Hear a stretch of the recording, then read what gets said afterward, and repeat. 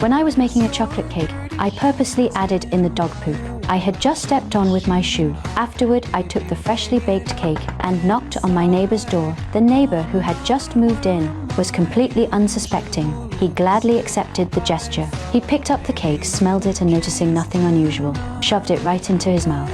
Good? You did good. The reason I did this was because I was about to lose my mind from this neighbor. A few days ago, a young man moved in next door. At first, I didn't really pay any attention to it, but when I came home after a long day of work, the blasting heavy metal music came pouring through the walls. Although I was incredibly irritated, I tried to tolerate it, but by 4 a.m. the obnoxious music still hadn't stopped. The next morning, after a sleepless night, I had no choice but to drag my exhausted body to work.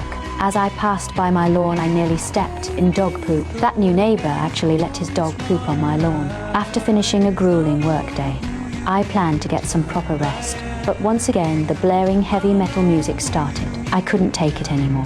Furious, I marched over and knocked on his door.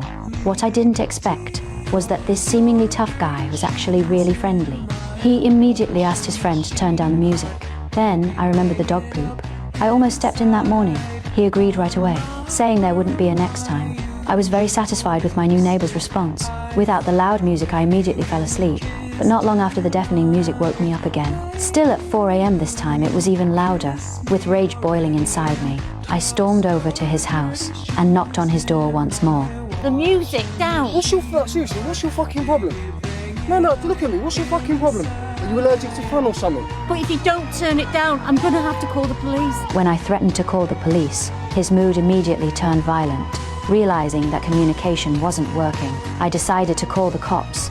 However, the police said it wasn't their problem. I had no choice but to buy a pair of headphones online that evening.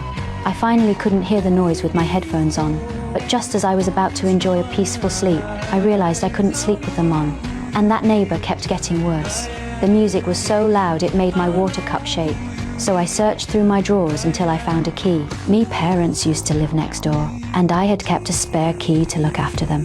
The next day I waited by the window, and as soon as I saw the neighbor leave, I quickly took out the key, opened his door, and snuck inside. Then with a knife, I slashed the speakers and poured an entire bottle of beer on the music player. After doing all of that, I went back to my own house.